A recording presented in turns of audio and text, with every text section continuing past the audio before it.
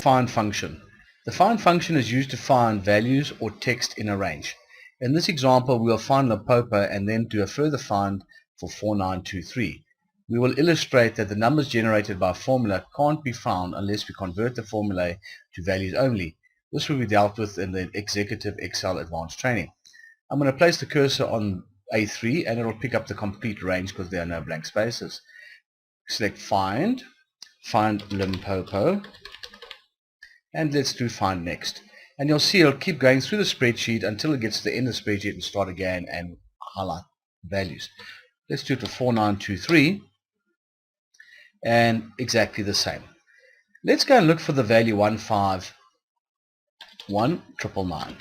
One of them is generated by an auto sum and one of them is a straightforward value. When I say find next, you'll see that it found this one and it is not a formula. It doesn't find this one here because Excel is seeing equal sum and the range. Therefore, we'd have to convert that to values only if we wanted to try and use the find function.